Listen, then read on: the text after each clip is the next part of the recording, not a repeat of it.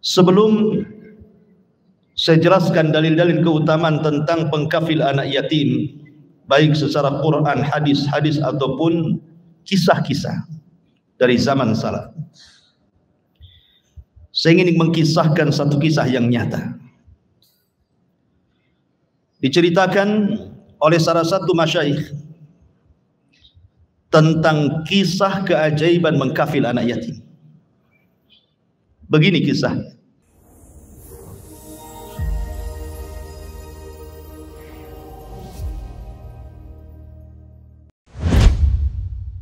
Assalamualaikum warahmatullahi wabarakatuh. Alhamdulillah wassalatu wassalamu ala Rasulillah wa ala alihi wa sahbihi wa mawalah wa la hawla wa la quwwata illa billahi wa ba'd.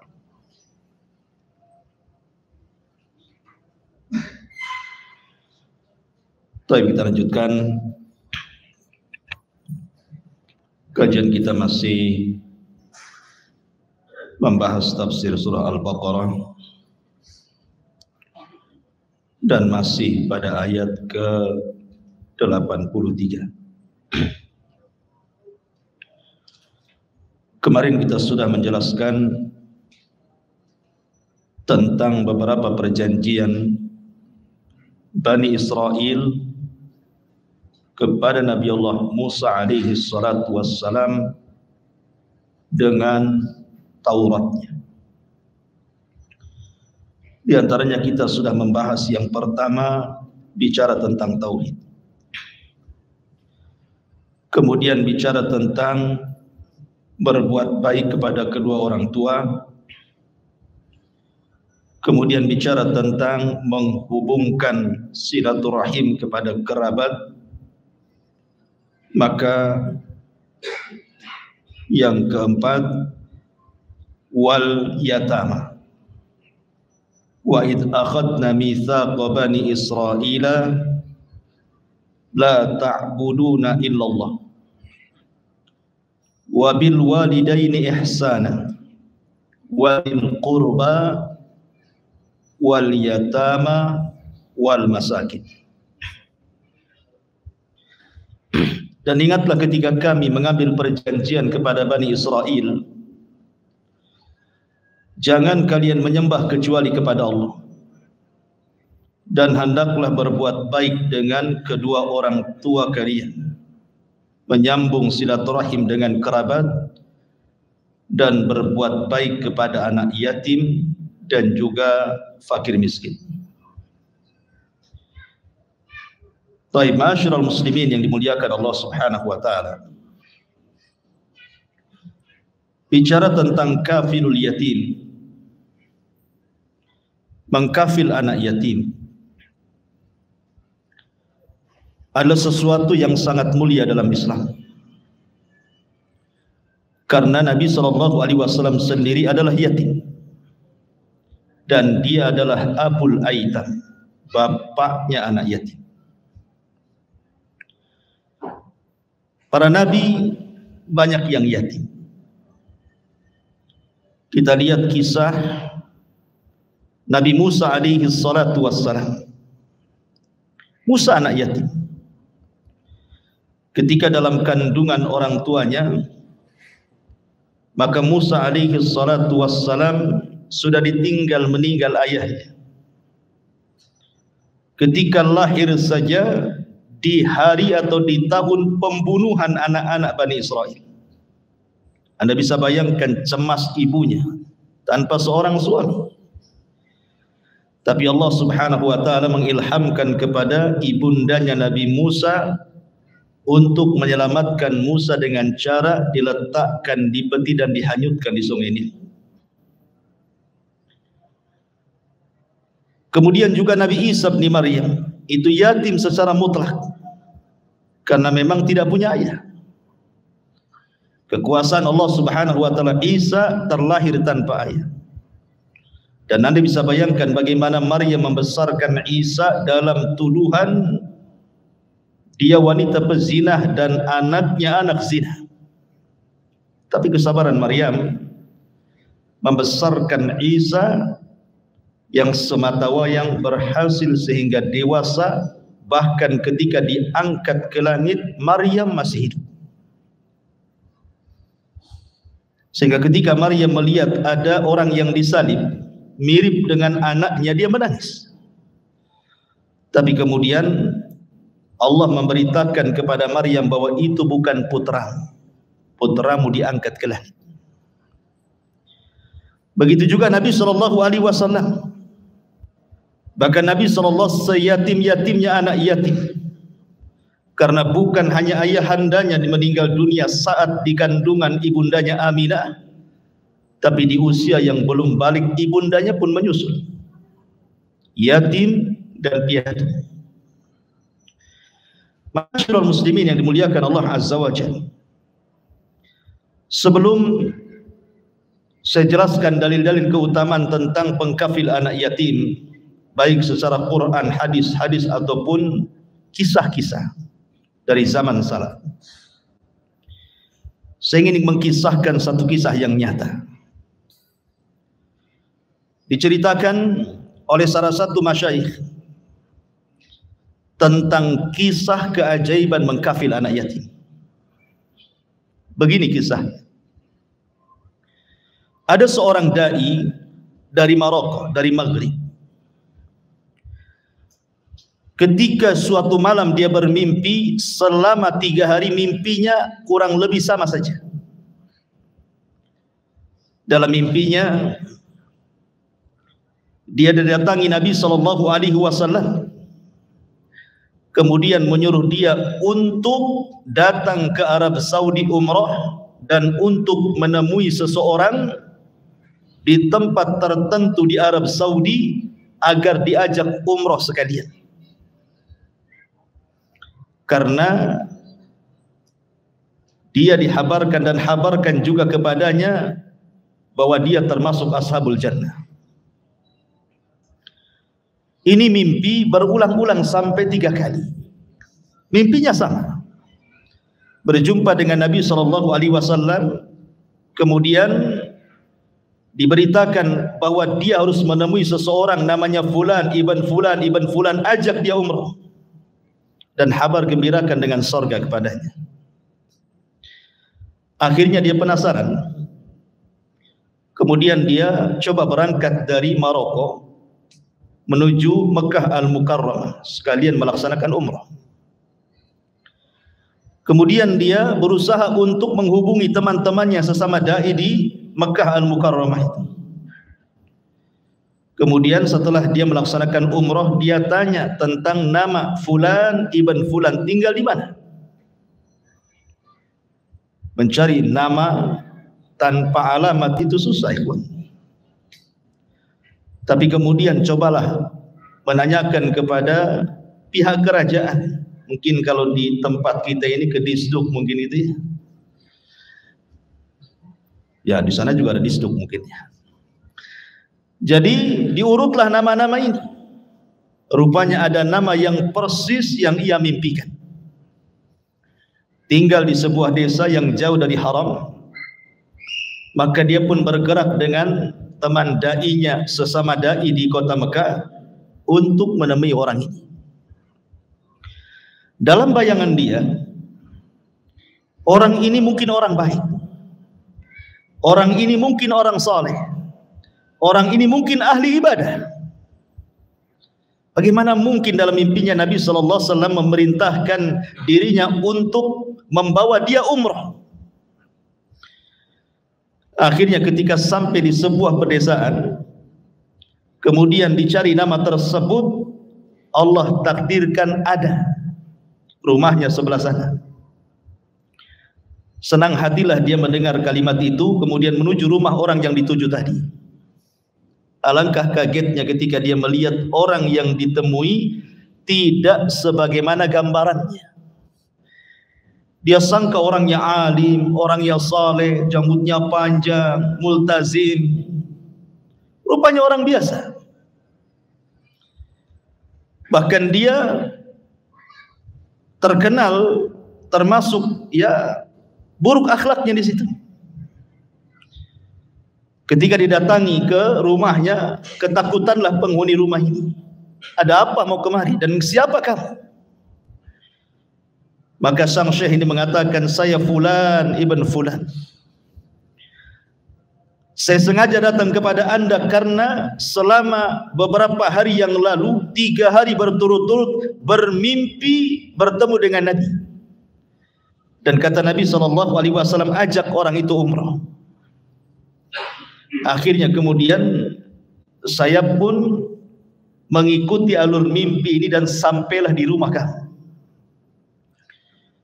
Ketika mendengar cerita bahwa Nabi SAW dimimpikan, kemudian berkata kepada syekh ini untuk mengajak umrah, tentu kagetlah orang ini. Saking kagetnya kemudian dia pun menangis, kemudian pingsan dan mengatakan, wallahi tidak ada orang jahat sejahat diriku di tempat ini. Bagaimana mungkin kau berjumpa dengan Rasul dan mengatakan bawalah orang ini untuk umrah? Kadzabta, anda dusta. Kemudian syekh ini mengatakan, tidak mungkin aku berdusta, aku baru saja umrah. Tidak mungkin aku berdusta. Akhirnya dibujuk, mau pula kemudian si laki-laki ini diajak syekh ini untuk berangkat umrah. Akhirnya syekh umrah kedua kalinya. Kemudian ketika sampai di miqat, dia pun mandi, kemudian menggunakan kain ihramnya, kemudian bertalbiyah sampai di Mekah. Ketika masuk ke Masjidil Haram, dia sudah lama tidak masuk. Ketika kemudian diajak tawaf, dia mengatakan, tidak, aku hendak solat 2 rakaat di dekat Ka'bah. Akhirnya kemudian dia pun solat sunnah 2 rakaat tahiyatul masjid. Dia pun kemudian bertakbir, kemudian selesai rakaat pertama, rukuk sujud, kemudian bangkit. Ketika rakaat kedua saat sujud, dia tidak bangun lagi. Allah Subhanahu wa taala cabut nyawanya. Salat menghadap Ka'bah. Syekh ini heran, bagaimana mungkin Allah Subhanahu wa taala memilih orang ini meninggal dalam posisi sujud sedang salat menghadap Ka'bah. Alangkah indahnya kematian. Kemudian syekh ini coba bertanya kepada keluarganya. Pasti dia punya amalan yang disembunyikan. Akhirnya dia datangi istrinya, kira-kira suamimu itu apa amalan yang pernah dikerjakannya? Maka istrinya mengatakan, boleh jadi wahai syekh, kami ini punya tetangga dulu. Suaminya meninggal dan dia punya anak yatim. Kemudian istrinya tidak sanggup bekerja karena dia miskin. Tiba-tiba suamiku bersumpah di hadapanku, demi Allah, aku lihat kasihan janda yang sudah tidak berdaya dengan anak yatim.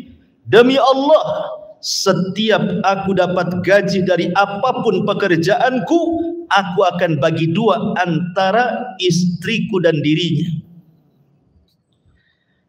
Akhirnya sejak itulah suami saya, kata istrinya, senantiasa membagi 2 gajinya untuk keluarganya dan untuk janda yang miskin yang terlantar dengan anak yatimnya. Subhanallah. Ma'asyiral muslimin yang dimuliakan Allah Subhanahu wa taala. Kemudian istrinya cerita, ketika Anda mengambil dia untuk berangkat umrah, dia pun berpamitan kepada diriku dan kepada janda yang punya anak yatim itu, bahwa dia akan berangkat ke Mekah. Kemudian janda itu mengatakan kepada suamiku, semoga Allah Subhanahu wa taala menjagamu dan Allah Subhanahu wa taala berikan engkau akhir yang baik. Itu doanya. Semoga Allah Subhanahu wa taala memberikan engkau akhir yang baik. Berangkatlah suamimu dengan dirimu wahai syekh, dan sekarang bagaimana kau lihat suamiku meninggal saat salat menghadap Ka'bah. Ma'asyiral muslimin yang dimuliakan Allah Azza wa Jalla, lihat kisah ini. Terkadang amal yang memasukkan ke dalam surga itu Tidak ada yang tahu kecuali Allah Subhanahu wa taala. Yang memasukkan ke surga itu bukan janggut antum, bukan cingkrang antum, bukan pakaian antum, bukan harta antum. Tetapi yang memasukkan ke surga adalah hati antum. Kalau hati ini betul-betul jujur kepada Allah Subhanahu wa taala. Lihat orang ini, orangnya biasa-biasa saja, bahkan buruk akhlaknya. Tetapi Allah Subhanahu wa taala takdirkan dia wafat seperti itu, dan Allah kirimkan orang baik untuk menghantarkan kepada wafat terbaik bagi dia.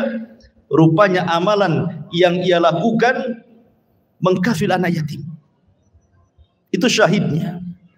Maka pintu surga itu apapun bisa. Terkadang boleh jadi sedekah yang kecil, boleh jadi itu pintu surga kita.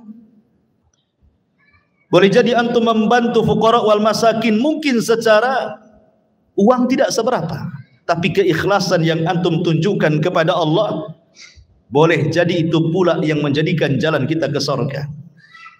Bahkan seorang dai pernah bermimpi dipanggil oleh Allah Subhanahu wa taala dan mengatakan, "Ghafarallahu lak." Semoga Allah mengampuni dirimu. Kemudian setelah itu dalam mimpinya dia ditanya oleh para malaikat, "Kenapa kau dipanggil oleh Allah?" Maka dia mengatakan, "Ghafarali Rabbi." Tuhanku sudah mengampuni dosa-dosaku. Kemudian dia dikatakan, "Apakah karena engkau berdakwah siang dan malam, ke sana kemari menebar kebaikan?" Dia mengatakan, "La, bukan itu.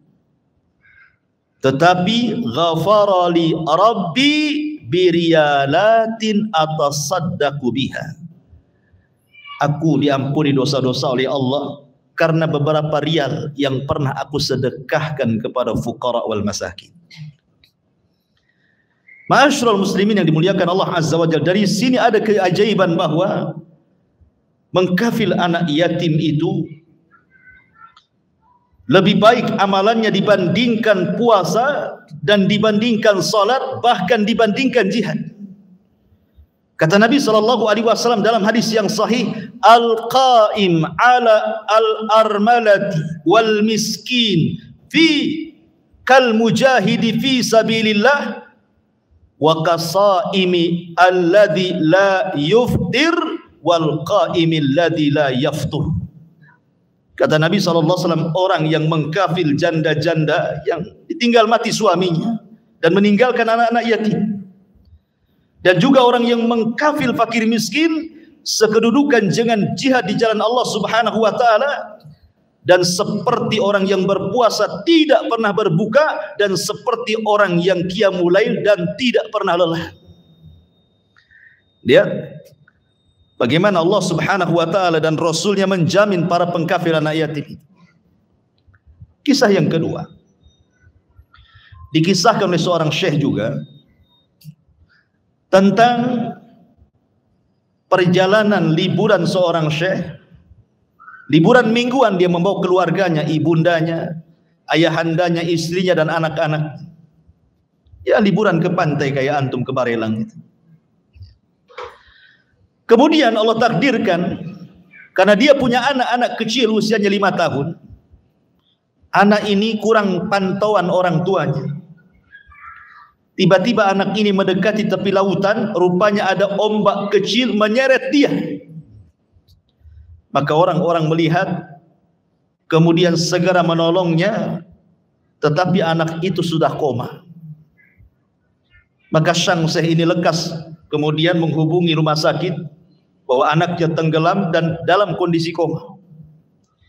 Datanglah mobil ambulan rumah sakit. Kemudian anak itu dibawa ke rumah sakit. Sampai di rumah sakit dia dimasukkan UGD.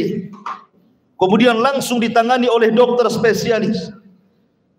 Akhirnya setelah menunggu dengan cemas-cemas harap, Allah Subhanahu wa taala takdirkan bayi ini yang usia 5 tahun sudah tidak bernafas lagi.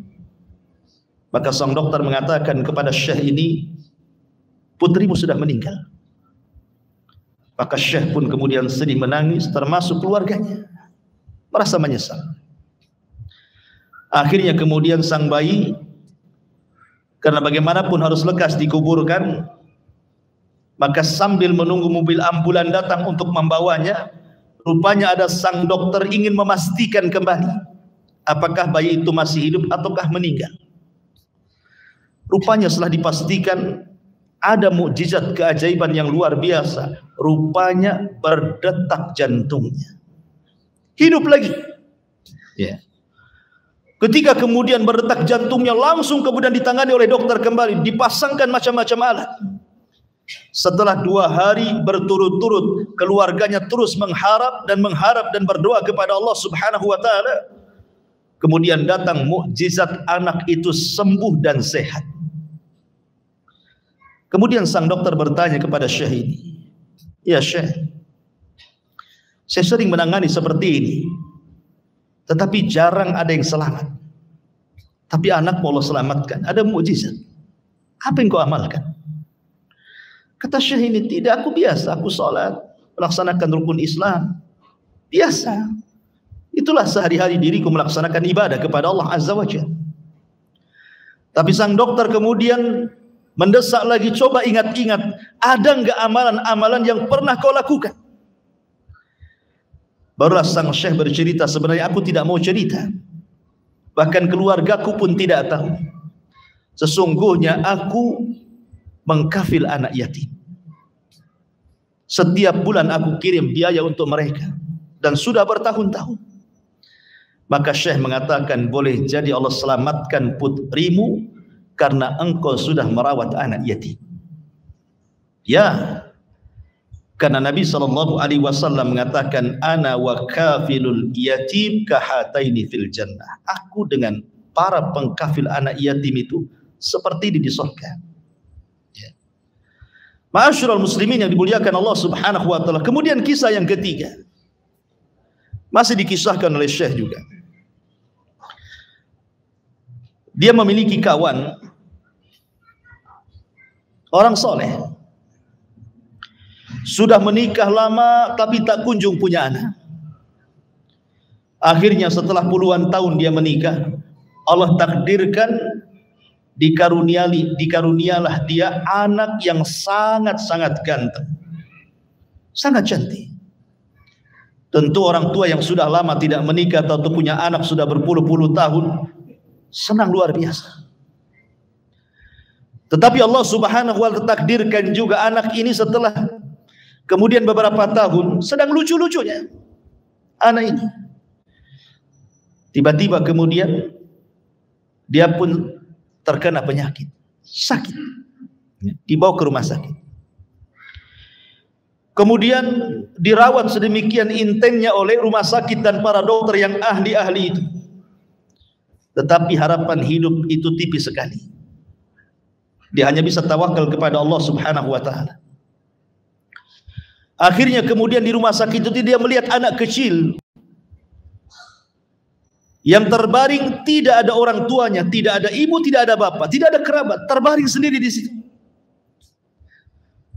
Kemudian Syekh ini bertanya, orang soleh ini bertanya kepada perawatnya, "Itu anak siapa? Selama saya di sini kok tidak ada yang berkunjung, ayahnya ke, ibunya ke, kerabatnya?" Maka sang suster mengatakan, "Anak itu tidak punya ayah, tidak punya ibu, tidak punya kerabat.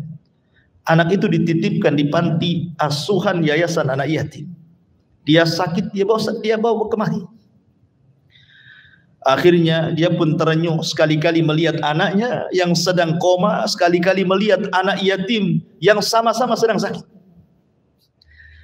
Maka dia bernadar kepada Allah Subhanahu wa taala, ingin merawat anak itu, ingin menjadi ayah bagi anak itu. Ketika dia berazam dan mengatakan kepada dokternya, "Semua biaya yang dikeluarkan anak itu kutanggung."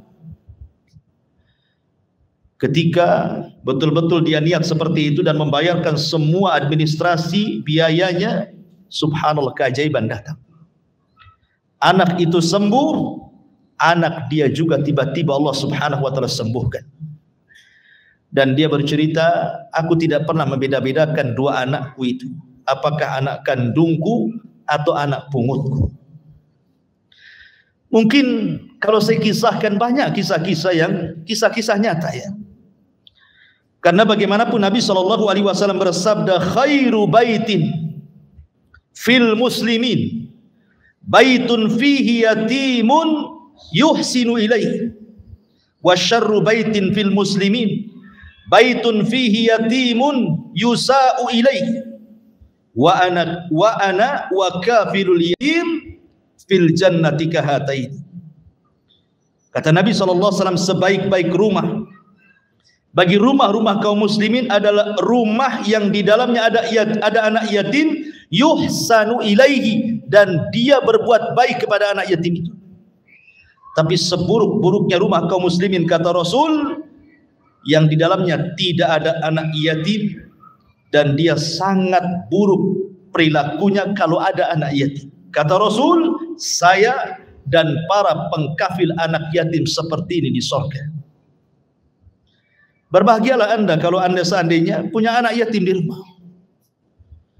Contohnya seperti apa? Antum bujangan, nikah dengan janda yang suaminya meninggal, punya anak kecil. Berarti kalau antum menikahi janda tersebut, kemudian antum akui anaknya yang belum balik, berarti antum mengkafil anak yatim plus menolong janda. Ya janda lah, janda apa lagi ya. Ma'asyiral muslimin yang dimuliakan Allah Subhanahu wa ta'ala. Baik, kita akan bahas tentang masalah anak yatim. Al-Quran menyebut kalimat yatim sampai 23 kali dengan 4 ibarah lafaz.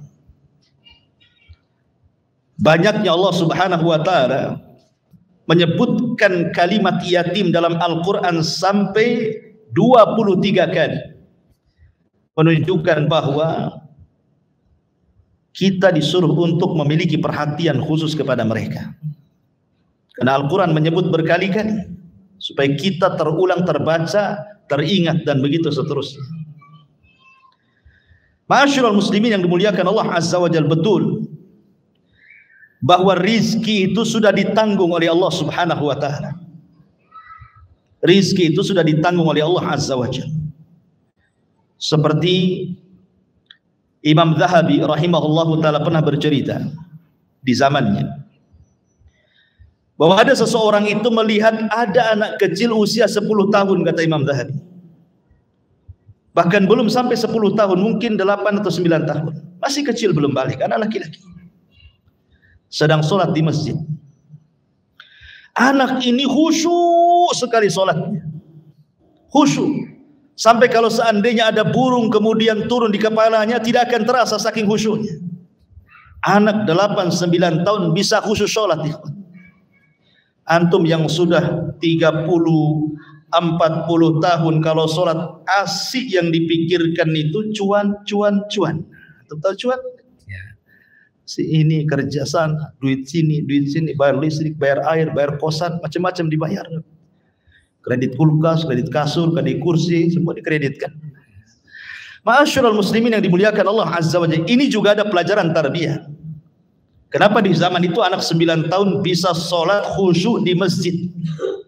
Ya karena anak di zaman itu tidak pernah main TikTok, tidak pernah main gadget, tidak pernah main game, tidak pernah nonton YouTube, tidak.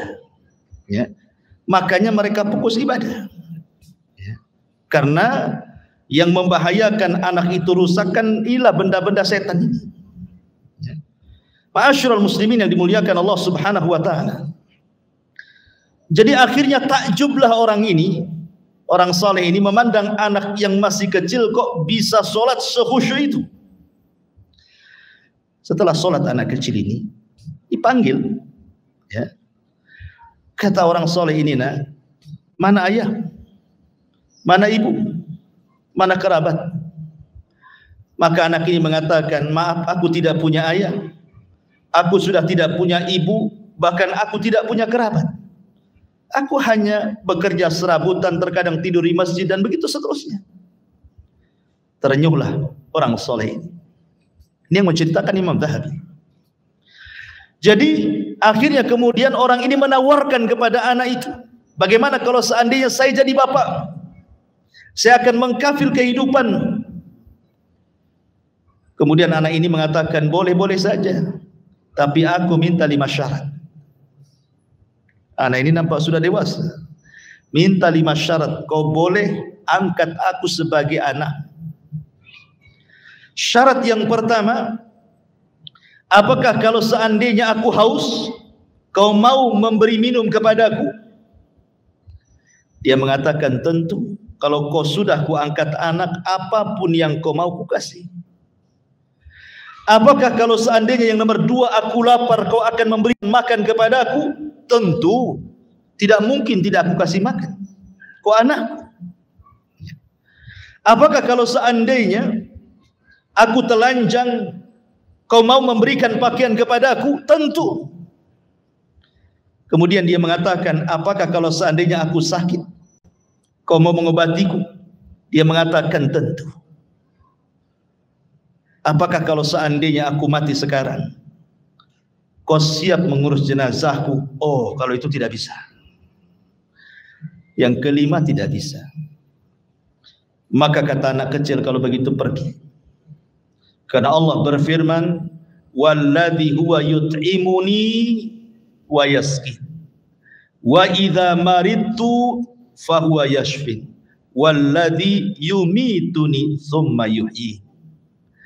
Anak ini membacakan ayat ini, dan dialah Allah yang telah memberikan makan kepadaku, dialah Allah yang telah memberikan minuman kepadaku, dan apabila aku sakit dialah yang menyembuhkan penyakitku, dan apabila aku mati dialah yang akan membangkitkan diriku. Ma'asyiral muslimin, anak ini mengusir, tidak perlu kau jadi bapak aku. Percaya anak ini dengan Allah Subhanahu wa taala. Tawakal kuat dengan Allah Subhanahu wa taala, akhirnya Allah berikan kehidupan kan? Allah berikan rezeki, buktinya anak itu hidup. Siapa yang kasih rezeki dia kalau bukan Allah? Tawakal kan begitu. Lihat anak kecil ini. Ya, untuk yang kelima memang enggak mungkin lah kalau aku mati kau siap mengurus jenazahku dan kau hidupkan kembali, kan tidak mungkin. Tetapi anak ini mengatakan, dialah Allah yang mematikan diriku dan dia bisa menghidupkan aku, katanya. Kau pergi. Ya. Ma'asyiral muslimin yang dimuliakan Allah Azza wa Jalla, betul rizki itu sudah ditentukan oleh Allah Subhanahu wa taala. Bukan berarti kemudian kita lepas tangan dengan anak yatim. Maksudnya begitu. Jangan sampai kita lepas tangan dengan dalil, lihat anak ini bisa hidup, biarkanlah dia, mereka juga punya hidup. Nanti pun akan kasih rizki oleh Allah Subhanahu wa taala. Tidak demikian. Ya. Ma'asyiral muslimin yang dimuliakan Allah Azza wa Jalla, terkadang rizki mereka itu lewat kita. Itu maksudnya. Terkadang rizki anak-anak yatim itu lewat tangan-tangan kita. Bukan dia sendiri yang mencari rizki. Ma'asyiral muslimin yang dimuliakan Allah Azza wa Jalla. Makanya kemudian syariat kafilul yatim ini, syariat mengkafil anak yatim ini menjadi syariat yang luar biasa dalam Islam. Setelah tauhid, kemudian birrul walidain, kemudian perkara kerabat, sebelum yang lain-lain, yang yatim dulu. Setelah dari keluarga, kemudian keluar keluarga, yang pertama diarahkan mata kita ke anak-anak yatim. Sebelum orang-orang miskin, sebelum orang-orang yang terkena hutang dan begitu seterusnya. Ma'asyiral muslimin yang dimuliakan Allah Subhanahu wa taala. Di antara dalil dalam Al-Qur'anul Karim bagaimana Allah Subhanahu wa taala berfirman kepada kita bahwa kafalatul yatim, mengkafil anak yatim itu adalah seagung-agungnya abwabil khair, pintu-pintu kebaikan. Allah Subhanahu wa taala berfirman, yas'alunaka madza yunfiqun qul ma anfaqtum min khairin falil walidaini wal aqrabin wal yatama wal masakin. Mereka bertanya-tanya kepadamu wahai Muhammad, kalau aku punya harta kemana ku nafkahkan? Maka jawablah wahai Muhammad, sebaik-baik harta yang kau nafkahkan pertama kepada kedua orang tua dulu, kemudian kepada kerabat masih di lingkungan keluargamu, baru ke orang luar. Dan yang pertama orang luar adalah anak-anak yatim, baru setelah itu fuqara wal masakin dan begitu seterusnya. Ma'asyiral muslimin yang dimuliakan Allah Azza wa Jalla, Nabi SAW nanti pada hari kiamat adalah orang yang pertama kali membuka pintu surga, kan? Kata Nabi SAW, ana awwal man aftatihu babal jannah. Aku yang pertama kali membuka pintu surga, kata Nabi. Ketika aku hendak membuka pintu surga dan aku hendak melangkahkan kakiku ke surga, tiba-tiba ada seorang wanita yang mengejar sehingga sejajar dengan aku, hampir-hampir sama masuk surga. Kemudian Nabi SAW bertanya kepada wanita itu, karena wanita ini hendak mendahului Nabi masalahnya masuk surga. Maka Nabi SAW mengatakan, fa'aqulu laha ma laki wa man anti. Ada apa dengan kamu dan siapa dirimu? Kenapa kau bisa datang dan hendak mengejarku masuk surga? Maka wanita itu mengatakan, ana imra'atun qa'adtu ala aitamin li. Sesungguhnya aku seorang wanita yang kuhabiskan usiaku hanya mengkafil dan merawat anak yatim. Ya. Bagaimana pahala orang yang mengkafil anak yatim? Makanya Nabi SAW bukan hanya menyuruh dan memberikan kabar gembira tentang pahala, bagaimana besarnya anak yatim, tapi Rasul adalah pelaku daripada orang yatim dan pelaku pengkafil anak yatim. Karena dia adalah bapaknya anak yatim, Abul Aitam. Berkata Bishr ibn Ghaziyah, ketika ayahnya mati syahid, perang bersama Nabi SAW. Anak ini masih kecil, bapaknya mati syahid, masih kecil, artinya anak yatim. Menangis di hadapan Nabi SAW. Menangisi ayahnya sudah meninggal, karena bagaimanapun, kenapa kemudian anak yatim itu hatinya mudah terenyuh, artinya hatinya mudah tersayat apabila terpikir orang tuanya. Karena meninggal bapak beda dengan meninggal ibu. Ya, lain kalau binatang seperti kucing itu terbalik ya. Kalau meninggal ibunya yatim deh. Ya, karena bapaknya cuek biasanya. Ya kan? Kalau bapak kucing kan cuek-cuek saja kan. Yang merawatkan ibunya. Jadi kalau ibunya meninggal, baru kucing itu disebut kucing yatim. Ya, itu kalau kucing. Ya, kalau antum kan bukan kucing. Ya. Artinya bahwa kalau seandainya ibundanya meninggal, bapaknya masih tanggung jawab. Kecuali kalau bapaknya kayak kucing. Nah, itu bahaya. Tak peduli. Ya. Ma'asyiral muslimin yang dimuliakan Allah Azza wa Jalla. Jadi ketika dia menangis di hadapan Rasul karena teringat dengan ayahandanya yang meninggal mati syahid, maka Rasul mengatakan, uskut amma tardo an akuna ana abuka wa aisyatu ummuk. Diam kamu wahai Bishr ibn Ghaziyah. Ridhokah kamu, sukakah kamu kalau seandainya aku adalah menjadi bapakmu dan Ummul Mukminin Aisyah radhiyallahu anha menjadi ibundamu. Langsung dikafil oleh Nabi. Ma'asyiral muslimin yang dimuliakan Allah Subhanahu wa taala. Yang ada kita di masyarakat ini kadang-kadang manas-manasi anak yatim. Sebelahnya ada janda punya anak yatim, antum punya anak, dibelikanlah mobil-mobilan tuh. Suruh jalan di depan. Anak yatimnya nih kita disuruh-suruh naik, nah tak pernah. Padahal kalau antum usap kepalanya, maka setiap helai rambut anak yatim itu satu kebaikan. Bayangkan kalau rambutnya gimbal, banyak isinya kan. Banyaklah kebaikan antum dapat. Ya. Taib ma'asyiral muslimin yang dimuliakan Allah Azza wa Jalla. Di antara kisah bagaimana Nabi SAW mengkafil anak yatim. Kisah yang pernah saya ceritakan kepada antum tentang Ummu Salamah. Masih ingat tentang Ummu Salamah? Ketika Abu Salamah meninggal dunia, Rasul kemudian datang kepada Ummu Salamah, kemudian meminangnya. Tapi Ummu Salamah kemudian berusaha untuk menolak Nabi. Karena bagi dia Abu Salamah jauh lebih dicintai dibandingkan siapapun. Apalagi Abu Salamah pernah berwasiat, kalau aku mati jangan kau kawin lagi. Maka dia berusaha menghindar dari Nabi. Terakhir dia memberikan syarat, 3 syarat, salah satunya, bagaimana aku menikah dengan engkau hai Rasul sementara anak-anakku banyak. Maka Nabi SAW mengatakan, anak-anakmu adalah anak-anak. Rasul menganggap anak-anak Ummu Salamah adalah anak-anak Nabi SAW. Beda dengan antum, kalau nikah dengan janda, anak-anaknya suruh dibawa ke neneknya. Karena tujuannya adalah istrinya saja, kan itu. Ma'asyiral muslimin yang dimuliakan Allah. Tapi walaupun demikian, sedikit saya minta waktu. Walaupun demikian bukan berarti anak yatim itu tidak punya masa depan. Justru banyak tokoh-tokoh agama, orang-orang yang berjasa dalam Islam, semua terlahir dari anak-anak yatim. Siapa mereka? Abu Hurairah radhiyallahu anhu. Siapa yang tidak kenal Abu Hurairah radhiyallahu anhu? Anak yatim menjadi orang nomor 1 dari sekian periwayat hadis terbanyak dalam Islam. Anak yatim tumbuh menjadi Abu Hurairah.